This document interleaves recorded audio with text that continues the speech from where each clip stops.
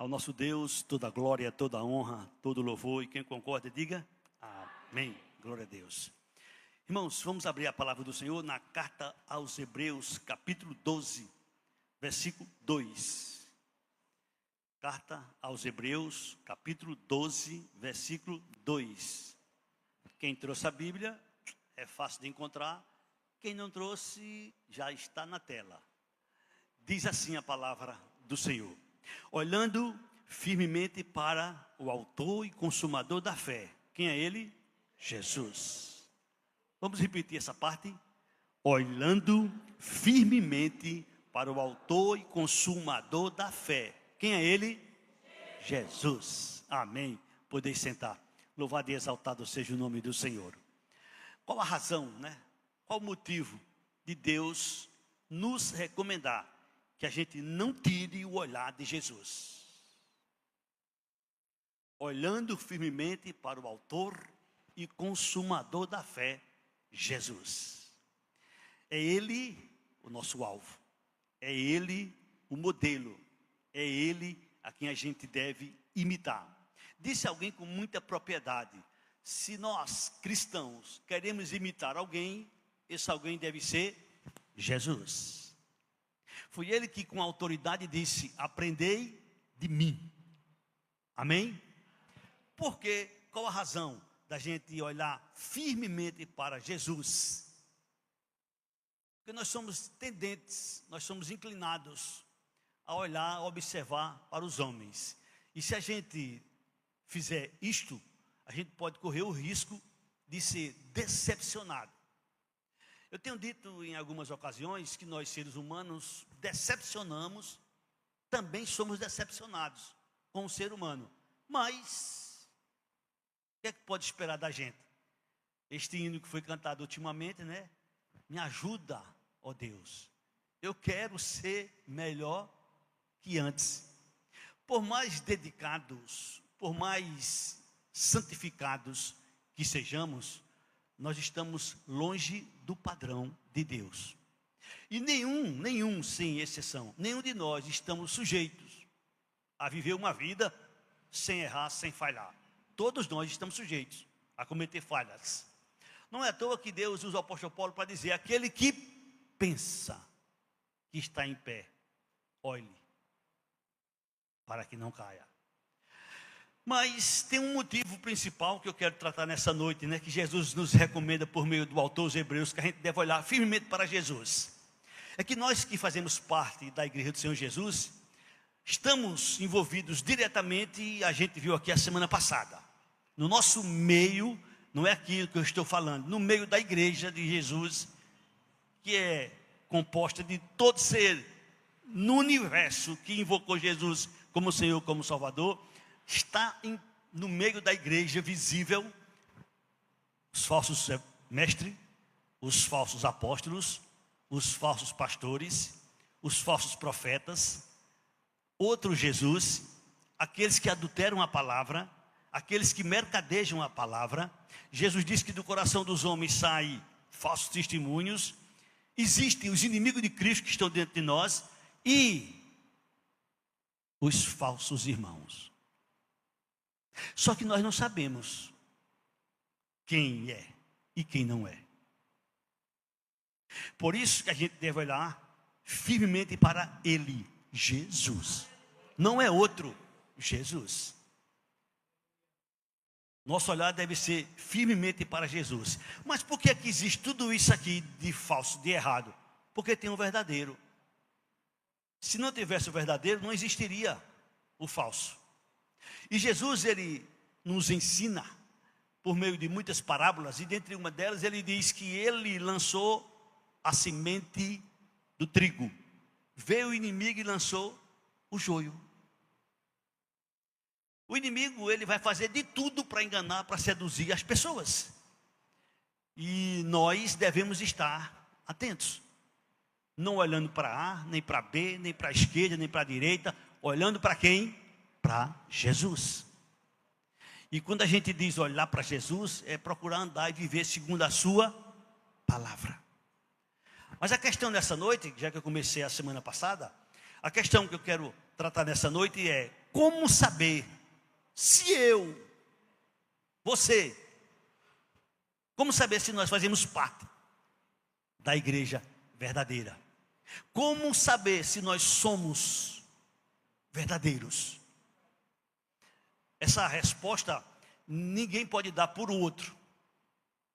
Não, eu não posso dar por você, nem você pode dar por mim.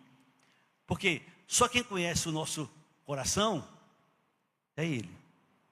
Só quem sabe as intenções é Ele. Só quem conhece os pensamentos é Ele. Amém? Por isso que a gente não pode olhar e pensar que aquele é ou que aquele não é. Na mesma parábola, os discípulos disseram àquele cidadão, aquele senhor, Jesus usando uma parábola: quer que a gente arranque o joio? Já disse: não, deixa crescer juntos. Quando chegar a colheita, aí eu mando separar o joio do trigo. Espero em Deus que todos vocês que estão aqui, vocês que estão em casa nos assistindo, sejamos trigo, amém? E não joio. Tem aqui algumas passagens que a gente vai entender, que a gente vai tirar uma lição para cada um de nós. Primeiro eu quero citar para vocês Efésios capítulo 4, versículo 11. Só para vocês saberem que Jesus deixou para a igreja. Olha o que é que ele diz. Ele, Jesus, concedeu uns para apóstolos, outros para profetas, outros para evangelistas e outros para pastores e mestres. Jesus deu os verdadeiros. O inimigo chega e coloca os falsos. E eles chegam sorrateiramente para enganar. É a missão, é a tarefa deles. É enganar. Como é que eu posso saber? Há uma passagem, diversas passagens, mas há uma que é muito profunda. João 15, Evangelho de João, capítulo 15. Eu vou ler do versículo 1 até o versículo 5. E essa leitura, ela não precisa de muito esforço para a gente entender não, porque ela por si só se explica. Não tem como a gente querer mudar alguma coisa, porque o texto ele é muito claro. Jesus diz: eu sou a videira verdadeira. Amém? Disse Jesus, eu sou a videira verdadeira. Meu pai é o agricultor. Aí ele agora diz no versículo 2: todo ramo que estando em mim não der fruto, ele, meu pai, o corta. E todo aquele que dá fruto, ele limpa, para que produza mais fruto ainda. Jesus diz que ele é a videira, e os ramos são os que estão nele. E aquele ramo que não dá fruto, ele diz que o pai corta. Aquele que dá fruto, o pai limpa, para que dê mais fruto ainda. No versículo 3, Jesus continua: vós já estáis limpos pela palavra que vos tenho falado. Amém? E no 4 ele diz: permanecei em mim, e eu permanecerei em vós. Como não pode o ramo produzir fruto de si mesmo, se não permanecer na videira, assim vós não podeis dar fruto, se não permanecerdes em mim. Só se pode dar fruto se estiver em Jesus. Se não estiver nele, não tem como dar fruto. É como você entende o que Tiago diz: a fé sem as obras é morta. O autor aos Hebreus também diz: as obras sem fé são mortas. É uma coisa agregada à outra. No versículo 5, Jesus diz: eu sou a videira, vocês são os ramos. Quem permanece em mim e eu nele, esse dá muito fruto, porque sem mim nada podeis fazer.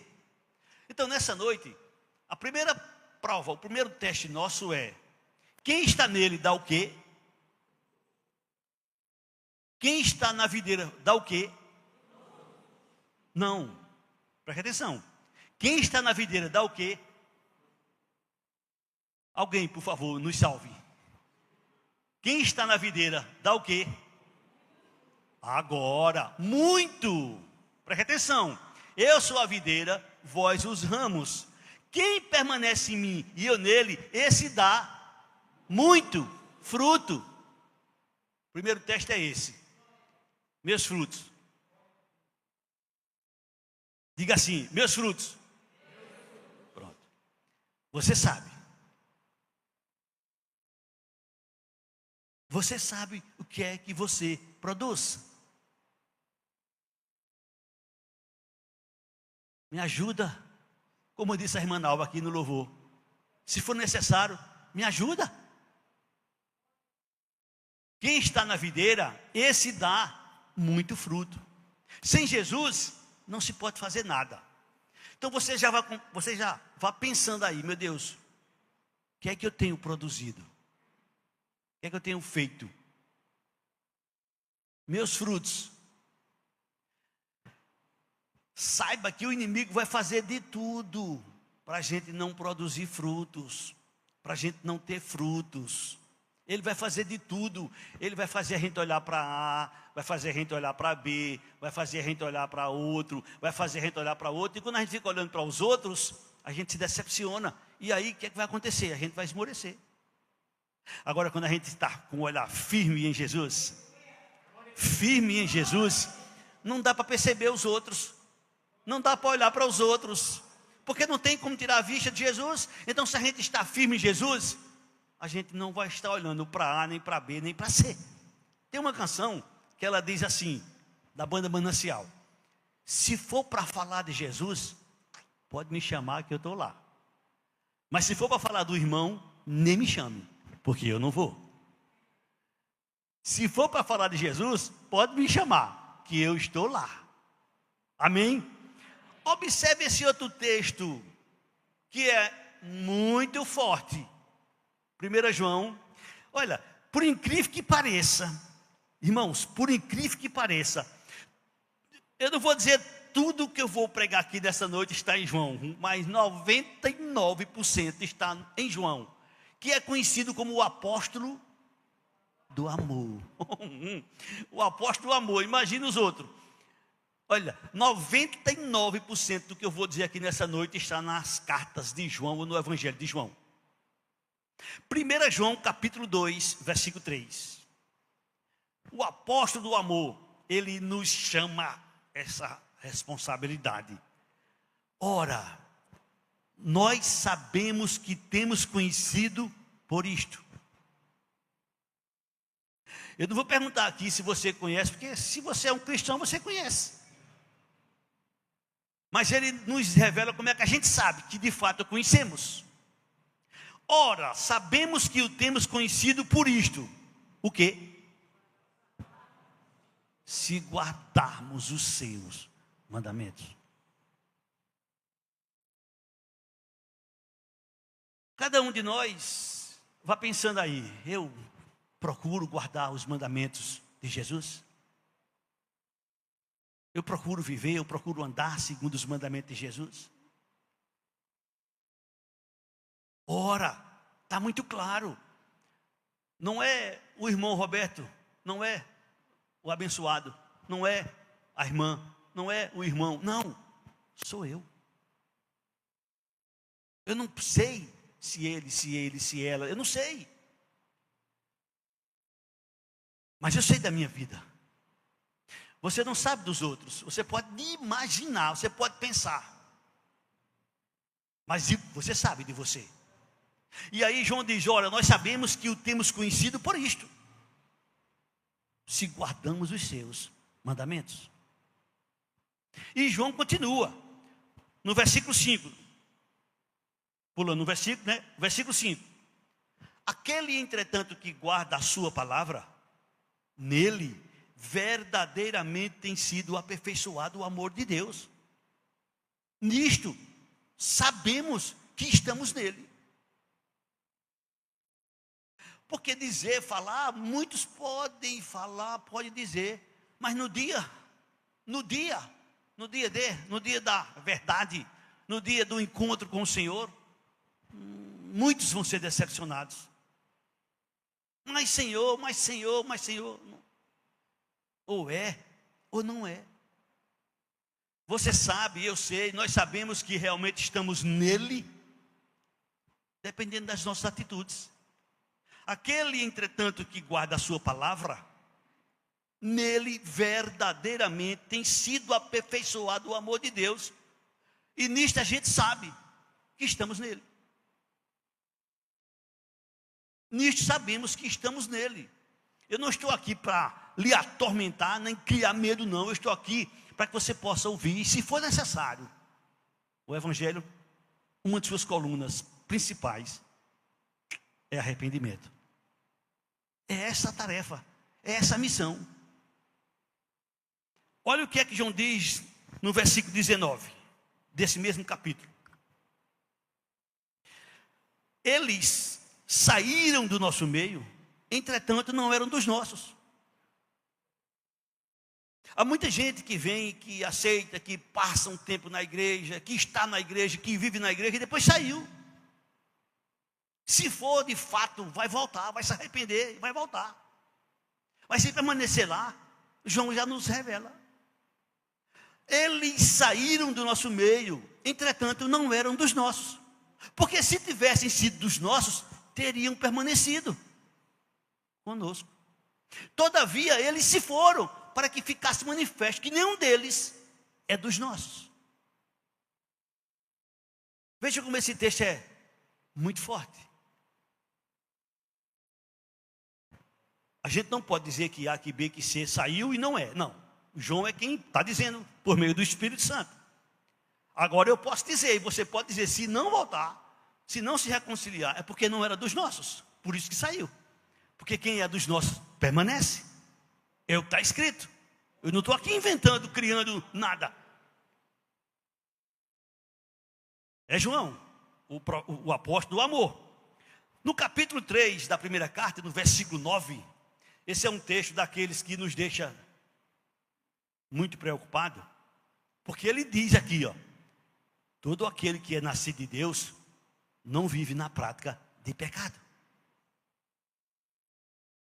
Ele não está dizendo que alguns que são nascidos de Deus não vivem na prática do pecado. Ele está dizendo todo aquele que é nascido de Deus não vive na prática do pecado. E eu quero dizer que João não está dizendo que quem é nascido de Deus não peca. Porque o mesmo João diz, e nós lemos sempre aqui, que aquele que disser que não peca é mentiroso. Agora, pecar é uma coisa, viver na prática do pecado é outra. Viver na prática do pecado é aquele que peca e não se arrepende. Peca e não se arrepende. Peca e não se arrepende. Peca e não se arrepende. Quando se peca, o que é que a gente deve fazer? O mesmo João nos ensina. Filhinhos, essas coisas eu vos escrevo para que não pequeis. Se todavia alguém pecar, temos advogado junto do Pai, Jesus, o justo. Se confessarmos a Ele nossos pecados, Ele é fiel e justo para nos perdoar os pecados e nos purificar de toda a injustiça. Então, João diz, todo aquele que é nascido de Deus não vive na prática do pecado, pois o que permanece nele é a divina semente, é o que nós vimos na semana passada.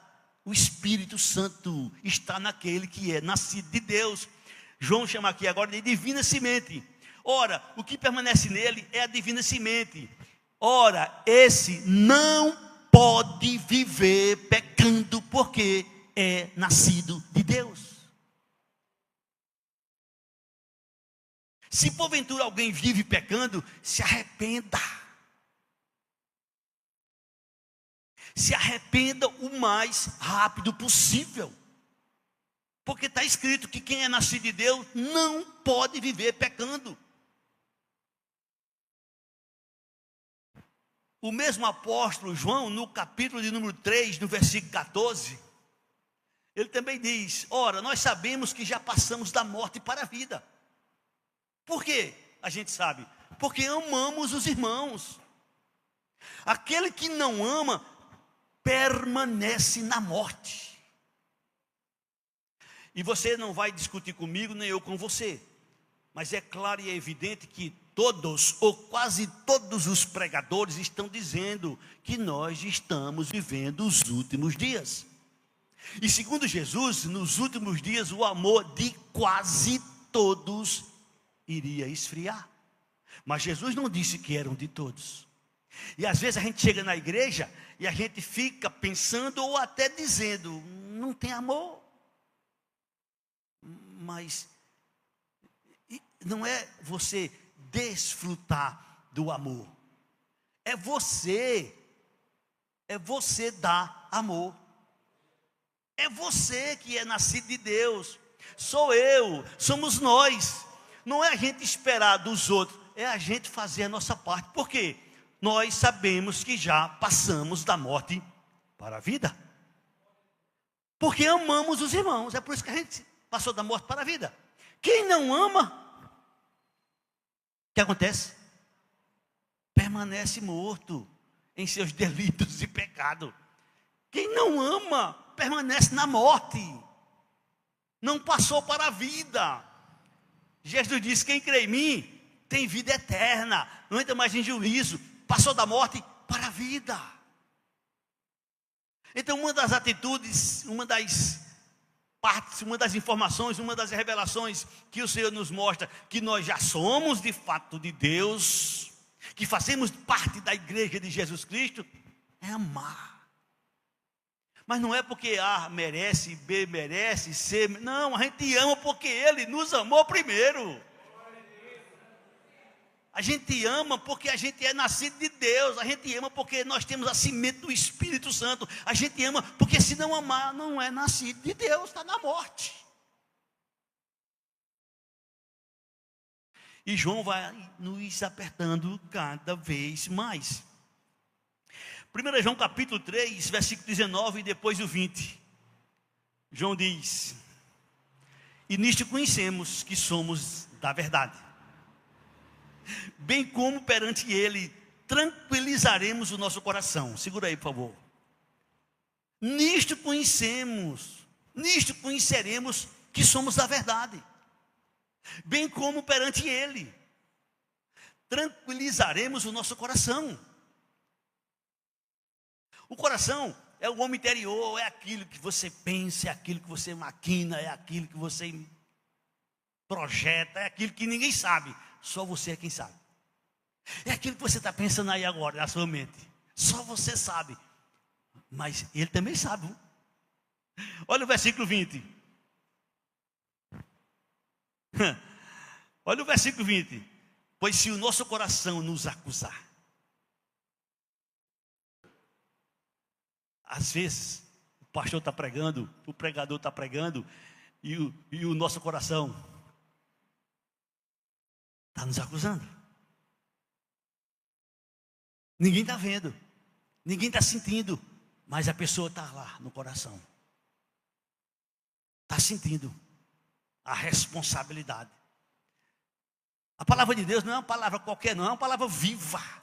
Ela penetra, ela vai lá dentro do coração do homem, ela vai lá dentro da alma, espírito, medula, ela é viva, ela é eficaz. Pois se o nosso coração nos acusar, certamente Deus é maior do que o nosso coração e conhece todas as coisas. João continua. 1 João capítulo 3, versículo 24. João continua. E ele diz, aquele que guarda os seus mandamentos permanece em Deus, e Deus nele. E nisto conhecemos que Ele permanece em nós, pelo Espírito que nos deu. Se dependesse de nós, se fosse por nossa capacidade, se fosse por nossa força, misericórdia de nós. A glória foi, é e sempre será do Senhor. O que a gente precisa é simplesmente renunciar a tudo e dizer, Senhor, não sou nada. Tenho nada. É tudo teu, a glória é tua, a honra é tua, o louvor é teu. aquele que guarda. Então, a gente para um pouquinho e começa a pensar: meu Deus, eu procuro viver segundo a tua palavra. Eu procuro, Senhor, guardar a tua palavra. Senhor, eu procuro viver, eu procuro andar segundo a tua palavra. Porque, meu irmão, essa resposta ela é muito importante para cada um de nós. Porque a gente pode estar na igreja louvando a Deus, exaltando a Deus. A gente pode estar louvando ao Senhor, pode sim. É mandamento dele, todo ser que respira louve a Ele. A gente pode estar louvando sim daí. Mas quando chegar aquele dia, quando chegar aquela hora, o que é que João diz? Olha como é que vai ser. Ele dá um resumo. João dá um resumo no capítulo 12, no versículo 47. João dá um resumo do que vai acontecer. Se alguém ouvir as minhas palavras e não as guardar, eu não julgo. Jesus falando. João escreveu. Porque Jesus diz: eu não vim para julgar o mundo, eu vim para salvá-lo. Se alguém ouve as minhas palavras, e não tem ninguém melhor para ouvir do que nós que somos cristãos, do que nós que estamos nas igrejas, do que nós que participamos. Todo aquele, olha, disse Jesus: se alguém ouvir as minhas palavras e não as guardar, eu não julgo. Porque eu não vim para julgar o mundo, e sim para salvá-lo. Bom, e como é que vai ser então? Aí ele diz no versículo 48: quem me rejeita e não recebe as minhas palavras, tem quem o julgue.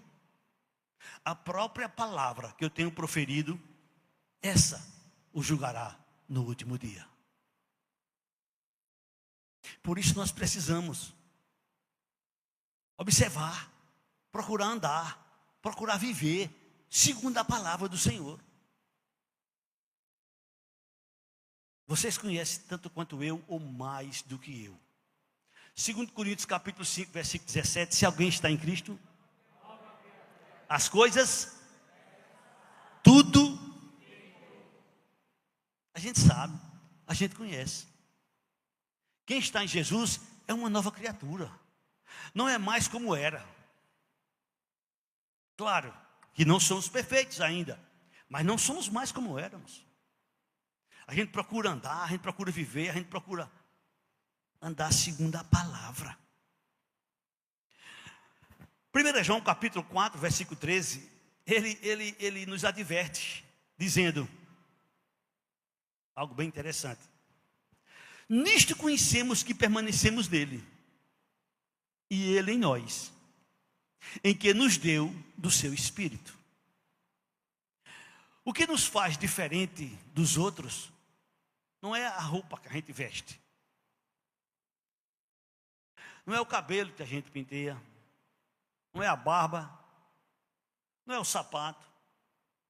O que nos faz diferente de qualquer ser humano é o que está lá dentro de nós, o Espírito Santo que Ele nos deu. Mas deu a quem? Deu aos que nasceram de novo. Não é por estar, por viver na igreja, que eu tenho, que você tem, que alguém tem o Espírito, não. É por ter nascido de novo. E esse nascido de novo é justamente o que nos faz uma nova pessoa, uma nova criatura.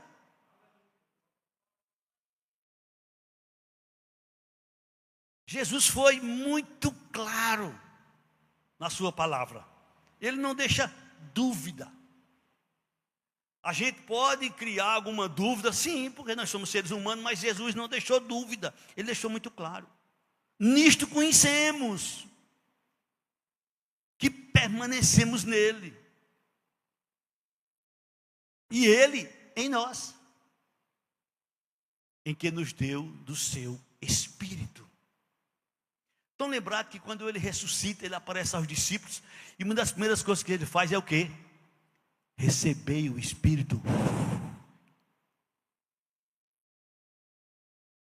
Ficar em Jerusalém, até que do alto sejais revestido de poder. Dia de Pentecostes, o que acontece? A descida do Espírito. Quando o homem, a mulher, o jovem se converte de verdade, a primeira coisa que ele recebe, o Espírito. Em quem também vós estáis, depois que ouviste a palavra da verdade, o evangelho da salvação, tendo nele também, querido, foste selado com o Espírito Santo da promessa. Promessa essa que está no Velho Testamento, lá em Joel. Promessa essa que Jesus repete lá em João 7, 37, 38 e 39. No último dia, o grande dia da festa, levantou Jesus e gritou: quem tem sede, vem a mim e beba. Como diz a Escritura, do seu interior fluirão rios de água viva.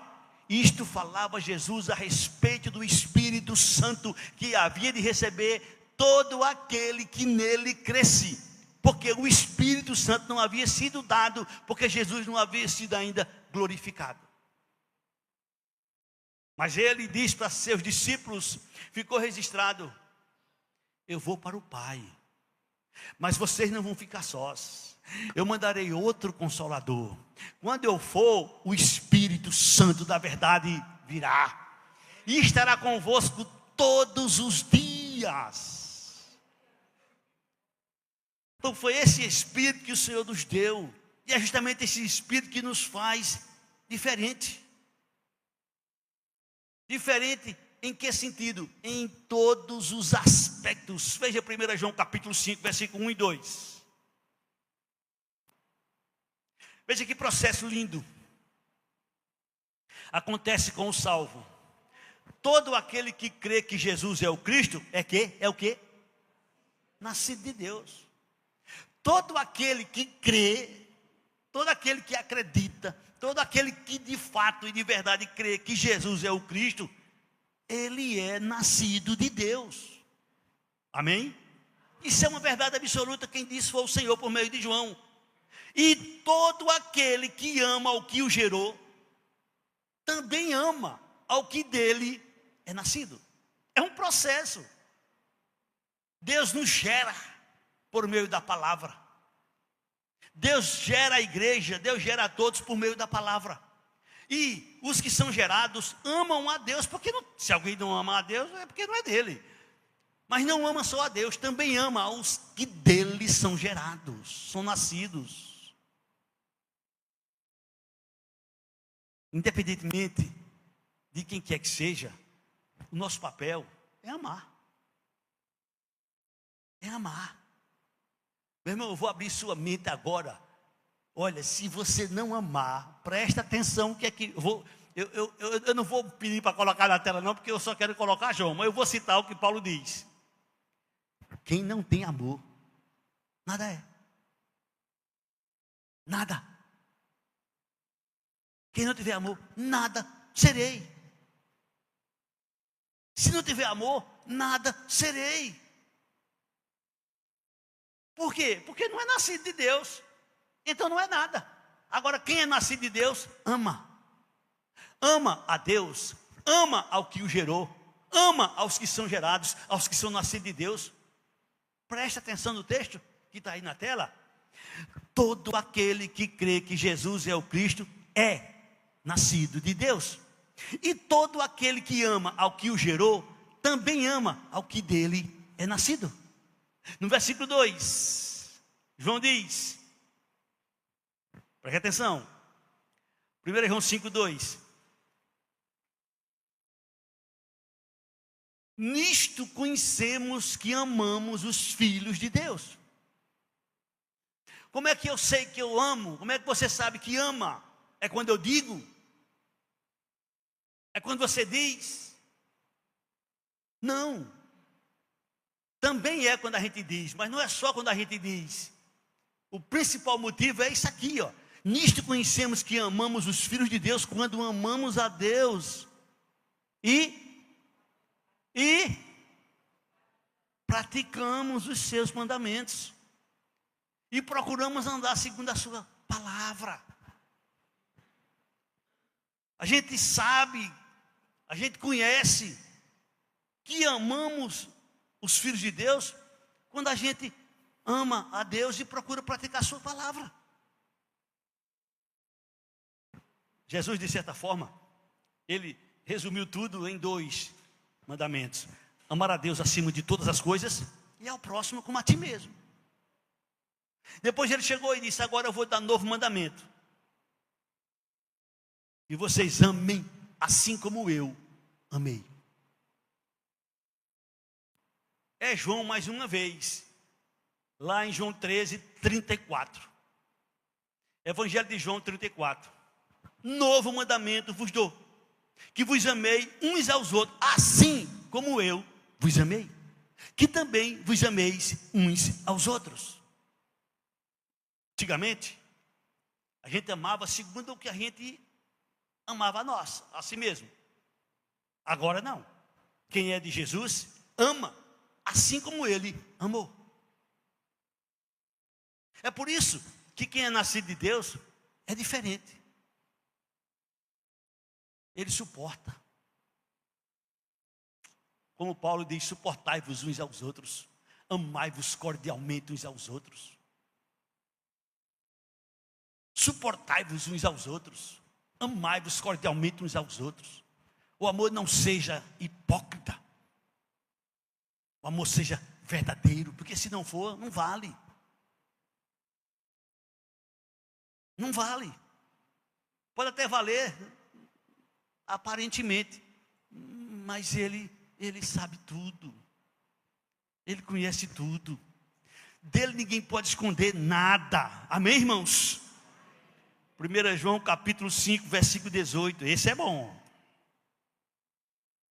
1 João capítulo 5, versículo 18. Esse é bom. Sabemos que todo aquele que é nascido de Deus não vive em pecado. Sabemos que todo aquele que é nascido de Deus não vive em pecado. Antes, aquele que nasceu de Deus o guarda,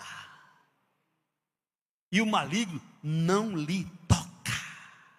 Amém? Mas veja que muitos só querem a parte final do versículo. Quem é de Deus, o maligno não lhe toca. Sim, verdade.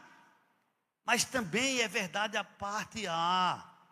Nós sabemos que todo aquele que é nascido de Deus não vive em pecado.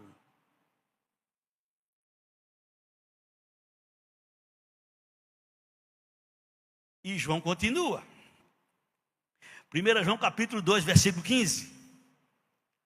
Não ameis o mundo, nem as coisas que há no mundo.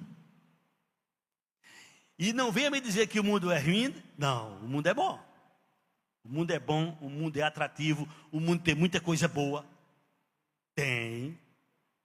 A carne se deleita no mundo, porque o mundo tem muita coisa atrativa.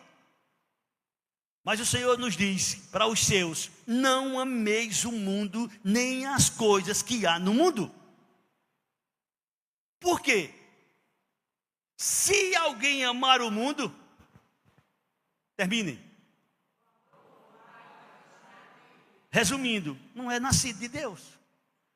Porque quem é nascido de Deus, o amor de Deus está nele. Quem é nascido de Deus, o amor está nele. A gente já viu isso em diversos textos. E agora o Senhor diz, através de João mais uma vez: não ameis o mundo, nem as coisas que há no mundo. Se alguém amar o mundo, o amor do Pai não está nele.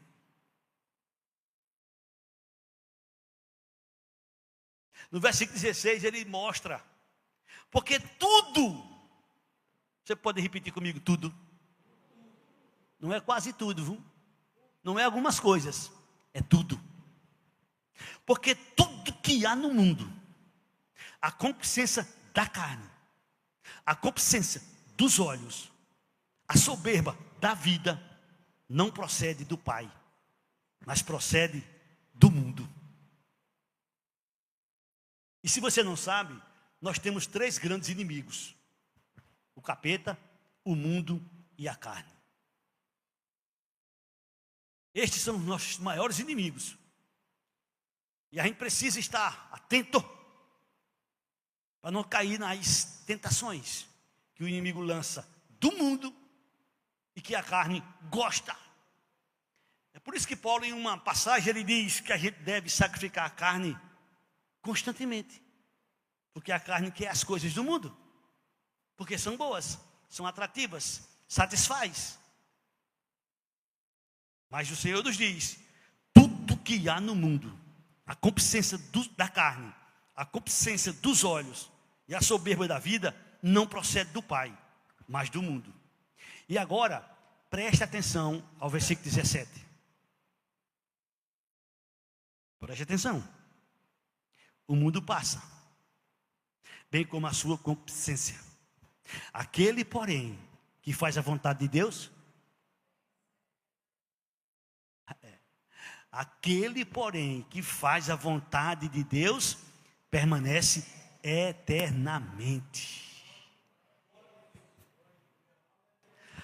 Aí de repente você pode estar aí pensando, quer dizer que a salvação é pelas obras? Não, não, não, de maneira nenhuma. A salvação é pela graça. Se não fosse a graça, ninguém seria salvo.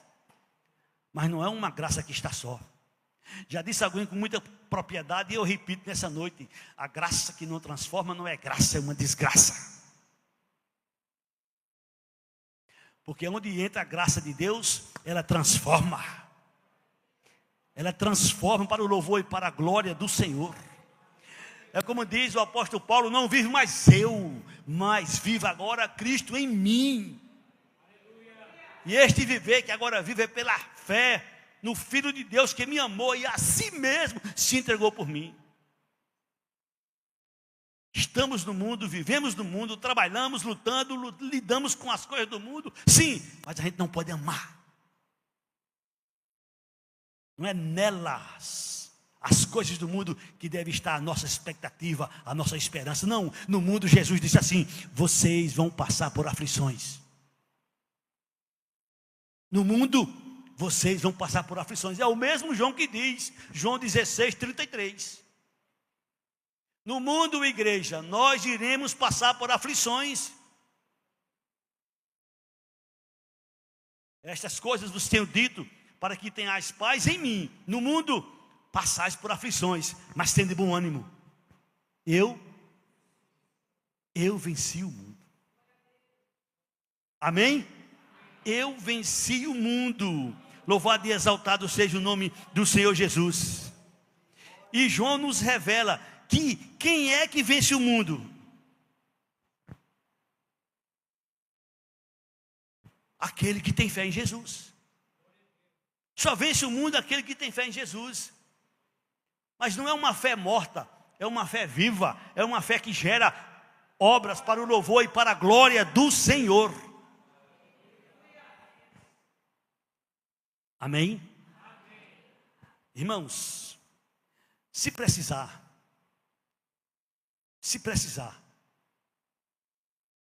que eu digo para você, que todos nós precisamos, peça ajuda a Jesus. Peça ajuda a Jesus.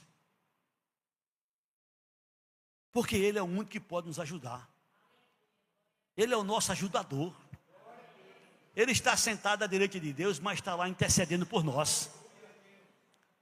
Se você não tem capacidade, se você não consegue, se você não conseguiu, se você ainda está vivendo com alguma coisa errada, com alguma coisa fora do lugar, dobre seu joelho. Nas suas orações em casa, peça a Ele perdão. Aqui na igreja, peça a Ele perdão. E diga a Ele, Jesus me ajuda. Jesus me ajuda. Jesus tira isso de mim. Jesus me socorre. Faça essa oração, que você vai ver o que vai acontecer na sua vida. Ou de um jeito ou de outro, Ele vai fazer o conserto. Ou de um jeito ou de outro, mas Ele vai fazer o conserto. Ele nos dá inúmeras oportunidades. Porque Ele nos ama, é um amor que a gente não consegue entender.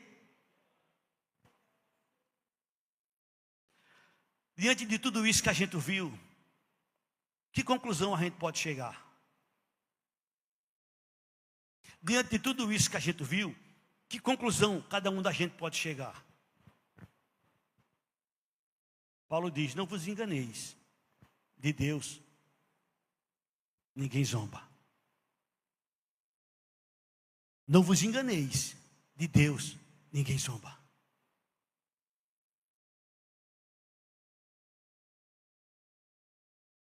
ele deixou o alerta, ele deixou o aviso, ele deixou escrito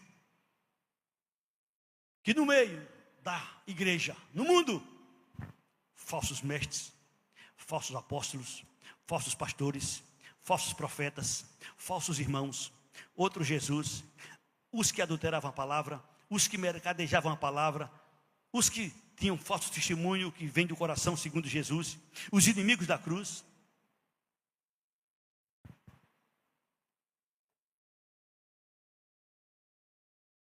A gente precisa ter cuidado. Não é à toa que está escrito: tende cuidado de vós mesmo, provai-vos a vós mesmo, examinai-vos a vós mesmo. Eu fico imaginando a cena. Eu fico imaginando, naquele dia, algumas pessoas, que Jesus diz que não são poucas, são muitos, segundo Jesus, vão questionar ele: mas Senhor, no teu nome eu fiz, no teu nome eu realizei, no teu nome eu operei, no teu nome. Nunca vos conheci. Nunca vos conheci. Que não seja o caso de ninguém em nosso meio. Porque estamos vivendo uma época que é necessário evangelizar a igreja.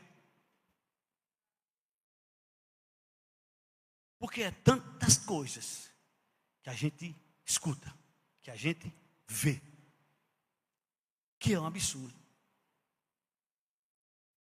São falsos apóstolos enganando milhares de pessoas, são falsos pastores enganando, são falsos irmãos enganando, e estão aí, e o povo, meu Deus. É por isso que eu procuro incentivar a igreja a ler, a estudar, a examinar. Deus usa o apóstolo Paulo para dizer que os judeus que moravam em Beréu eram mais nobres do que os de Tessalônica, porque os de Tessalônica recebiam a palavra com alegria. Os de Bereia recebiam com alegria, mas examinava as escrituras para ver se de fato o que Paulo pregava estava de acordo.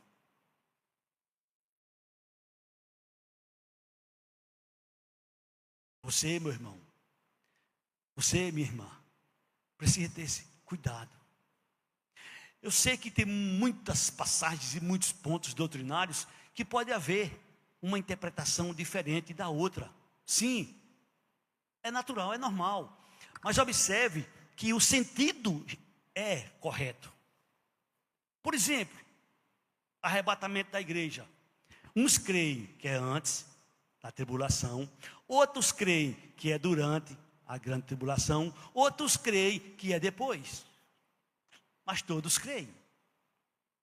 Como não aconteceu ainda, todos creem. Então dá para se entender.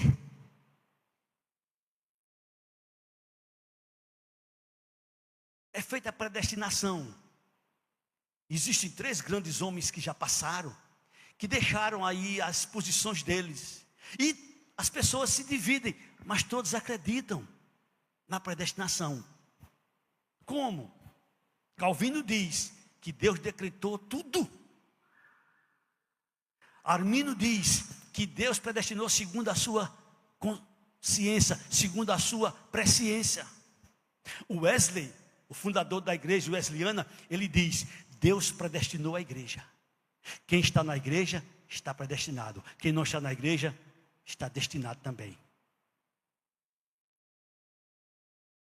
São pontos diferentes, mas que todos acreditam em uma mesma coisa. Agora, tem uma posição diferente. Agora, quando alguém chega e diz: Jesus não é Deus, aí a coisa complica. Quando alguém chega e diz: a salvação não é pela graça, aí a coisa complica. Quando alguém chega e traz uma revelação fora da palavra, aí a coisa complica.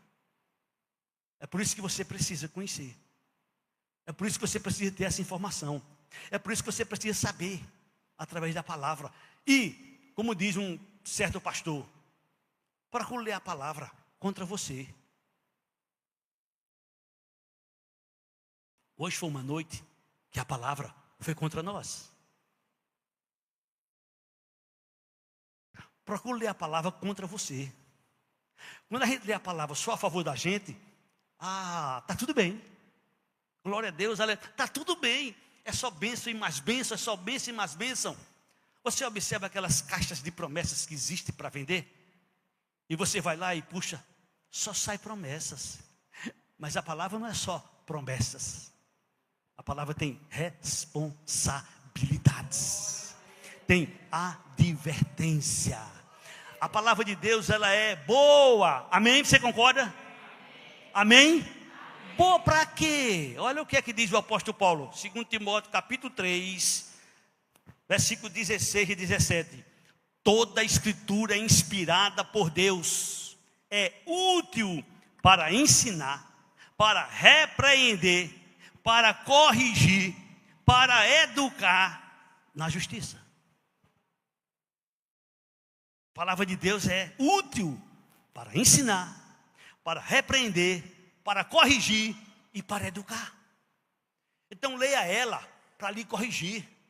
Quando eu digo leia ela contra você, leia para lhe corrigir, leia para lhe educar, leia para lhe repreender, leia para que você seja educado, leia para que você ande na justiça.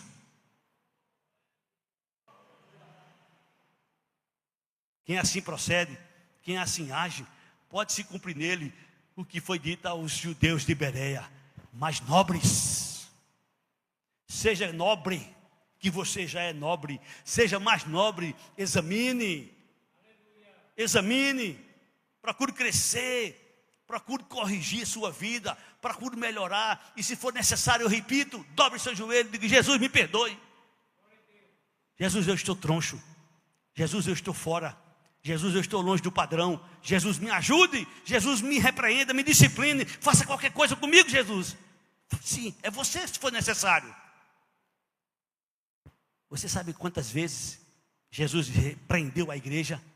Arrepende-te, arrepende-te. Leia as 7 cartas que está lá em Apocalipse.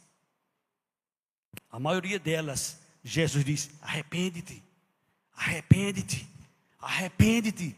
Ele está falando com quem? Com a igreja. Com a igreja. Amém? Que Deus abençoe sua vida. E que você assuma compromisso com a palavra. Numa escala de valor. Primeiro, Deus. E quando eu digo Deus, eu estou falando Pai, Filho e Espírito Santo. Segundo, a palavra. Terceiro, família. Quarto, a igreja que eu frequento. Não bota a igreja que você frequenta na frente não, viu? Na frente a palavra. Você pode estar numa igreja onde a família pode estar sendo destruída. Não tem valor nenhum. Primeiro, Deus. Segundo, a palavra. Terceiro, a família. De que adianta nós estarmos bem aqui e em casa destruído? Vale alguma coisa? Não. Tem valor nenhum. É pior do que o incrédulo. Se alguém não tiver cuidado dos seus, especialmente dos da própria casa, negou a fé. E é pior do que os incrédulos.